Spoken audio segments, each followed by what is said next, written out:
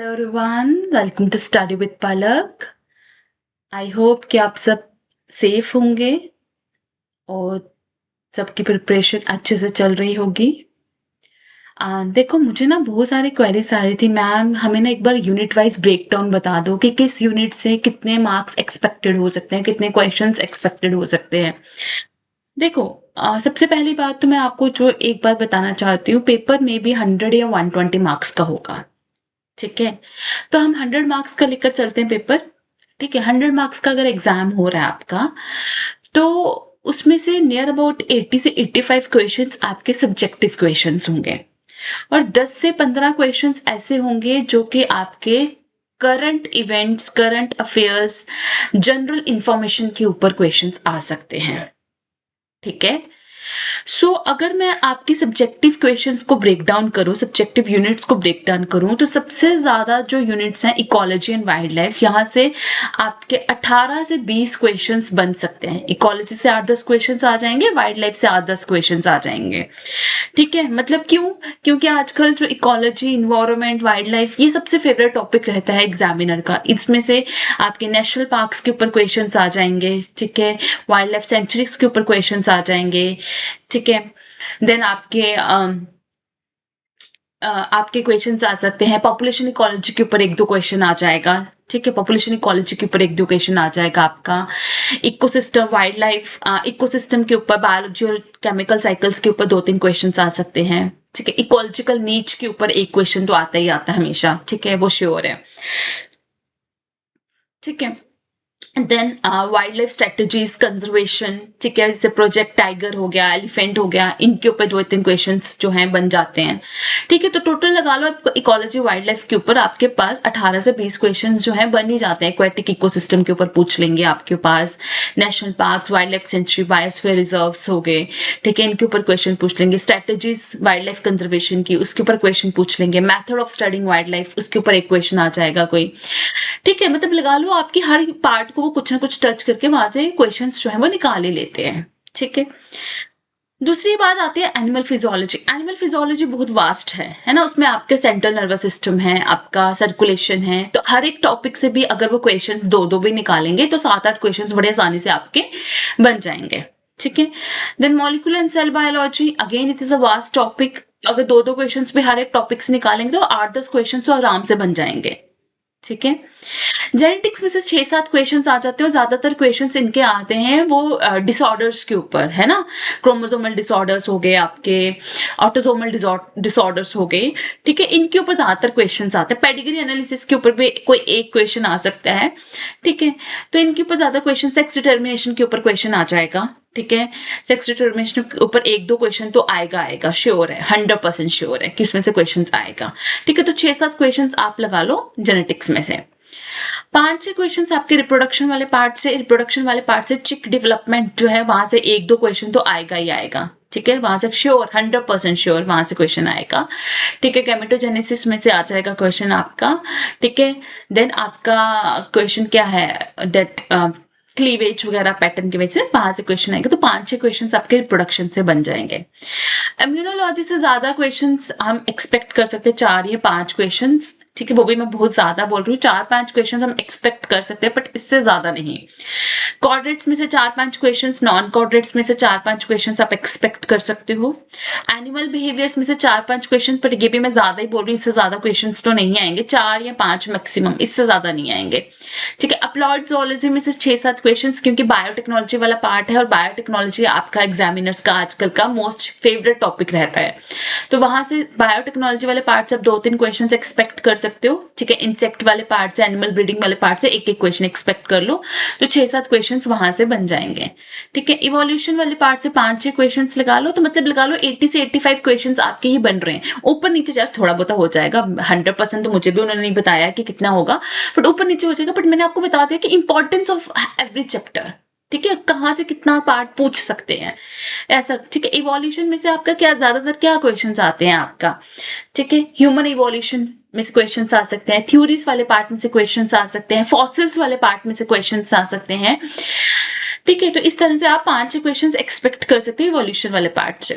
ठीक है। अब मैं देखो एक चीज मैं जरूर बताऊंगी कि करंट वाले पार्ट से भी वो 10 से 15 क्वेश्चन पूछेंगे, करंट वाले पार्ट से, ठीक है, जनरल नॉलेज से वो 10 से 15 क्वेश्चन जो है आप एक्सपेक्ट कर सकते हो। ठीक है, 10 से 15 क्वेश्चन आप एक्सपेक्ट कर सकते हो। ठीक है। सो मोस्ट इंपॉर्टेंट थिंग ना, मैं आपको एक टिप देना चाहती हूँ कि आपको किस तरह से पढ़ना है। देखो, जब भी आप कोई यूनिट पढ़ते हो, चाहे आप मुझसे पढ़ रहे हो, मेरे चैनल से पढ़ रहे हो, चाहे आप कहीं से भी पढ़ रहे हो, खुद पढ़ रहे हो, ठीक है, जब भी आप कोई यूनिट पढ़ते हो, जैसे उस यूनिट को फिनिश करते हो ना, जैसे उस यूनिट को फिनिश करते हो, तो कोशिश करो उस यूनिट्स के एमसीक्यू कर सको। ठीक है, कोशिश करो उस यूनिट के एमसीक्यू कर सको। देखो आजकल तो वो डिफिकल्ट टाइम ही नहीं है ना कि तुम्हें बुक्स खोलनी है, किताबें खोलनी है, बुक्स ढूंढनी पड़ेंगी, खरीदनी पड़ेंगी। इतना मुश्किल टास्क नहीं है आजकल, है ना। आजकल सबके पास एआई है ना, सबके फोन में एआई है। पूरा दिन आप लोग लगे रहते हो फोन पे कुछ ना कुछ करने। यार उस चीज का ना टाइम को यूटिलाइज करो। ठीक है, उस एआई का अच्छे से इस्तेमाल करो। आप क्या करो, हर यूनिट के, जैसे आपने यूनिट खत्म की, फॉर एग्जांपल आपने खत्म किया अप्लाइड जोलॉजी, खत्म की, आपने इंसेक्ट्स वाला खत्म किया पार्ट, है ना। जैसे आपने इंसेक्ट्स वाला पार्ट खत्म किया, तो यार डालो उसके ऊपर एआई पे, ठीक है, चैट जीपीटी वगैरह बहुत कुछ है ना, उस पर डालो। अपना टॉपिक डाला आपने, उसमें से हजारों, जितने आप 50 क्वेश्चन चाहते हो, 60 क्वेश्चन चाहते हो, जितने क्वेश्चन चाहते हो ना, वो आपको उतने निकाल के दे देगा। और एक बार आप उसकी प्रैक्टिस कर लेते हो ना, तो यार और क्या चाहिए तुम्हें।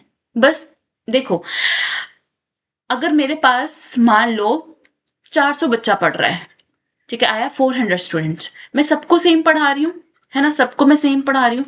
सेम आपके पास, सबके पास क्या है, सबके पास सेम कंटेंट है, राइट, सबके पास सेम नोट्स हैं, राइट। बट उसमें से सिर्फ 10 बच्चे ही क्यों क्लियर कर रहे हैं, बाकी 390 कहाँ जा रहे हैं। मैं एग्जाम्पल ले रही हूँ यार, है ना। 10 बच्चे क्यों क्लियर करें, बिकॉज उन 10 बच्चों ने उस कंटेंट को पढ़ने के बाद, उस नोट्स को पढ़ने के बाद उसको रिवाइज किया है, रिवाइज करने के बाद उसके एमसीक्यूज की हैं, इतनी प्रैक्टिस कर डाली है। ठीक है, इतनी प्रैक्टिस कर डाली कि जैसे ही उसने पेपर में देखा कि अच्छा ये क्वेश्चन है, उसके दिमाग में स्ट्राइक किया, ठीक है, दिमाग की बत्ती जग गई, ठीक है, जग गई बत्ती। उसने बोला ये क्वेश्चन तो मैंने पहले भी पढ़ा था, है ना, ये क्वेश्चन तो मैंने पहले भी पढ़ा था। इसीलिए उसने फटाफट से उसको सही मार्क कर दिया।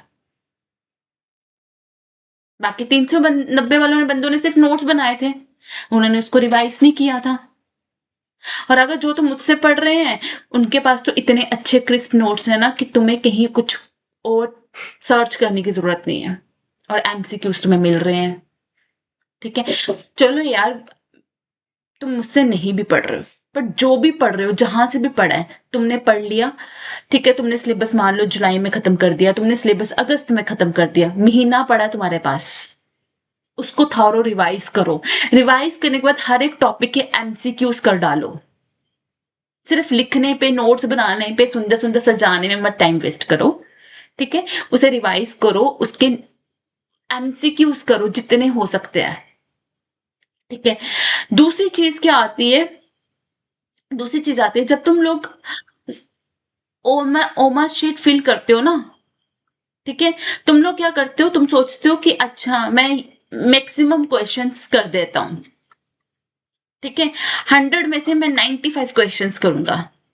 बट नहीं, 100 में से 95 करने के बजाय तुम बेशक 90 करो, तुम 85 करो, पर जो तुम 85 कर रहे हो ना, वो एक्यूरेसी के साथ करो। Instead of negative, instead of getting negative marks, तुम एक्यूरेसी के साथ पर्टिकुलर क्वेश्चंस को अटेम्प्ट करो, क्योंकि नेगेटिव मार्किंग है तुम्हारे पास। तो नेगेटिव मार्किंग की वजह से तुम्हारे जो नंबर्स हैं वो डिक्रीज हो जाते हैं जब तुम एक्स्ट्रा अटेम्प्ट करके आ जाते हो। ठीक है, क्योंकि मैं टेस्ट सीरीज लेती हूँ ना बच्चों की, तो उसमें बहुत सारे बच्चे होते हैं कि जो मैक्सिमम अटेम्प्ट करने की कोशिश करते हैं, पर उसमें से 20 क्वेश्चंस, 25 क्वेश्चंस, 30 क्वेश्चंस गलत हो जाते हैं, तो उसकी वजह से उनके जो अच्छे मार्क्स भी होते हैं वो भी कम हो जाते हैं। ठीक है, तो ये मेरी आपको सलाह रहेगी कि प्रिपेयर अकॉर्डिंग टू दिस। ठीक है, प्रैक्टिस करो प्लीज। पूरा दिन ये मत सोचो कि पेपर क्या होगा, पेपर में कितने क्वेश्चंस आएंगे, कौन सी यूनिट से कितने क्वेश्चंस आ रहे हैं। जितना पढ़ रहे हो एटलीस्ट उसको ढंग से पढ़ो। ठीक है, अगर तुम 11 यूनिट्स में से 9 यूनिट्स कर रहे हो तो उस 9 यूनिट्स को अच्छे से करो, उसमें से कुछ मत छोड़ो। समझ आई बात? So good luck, bye bye, take care.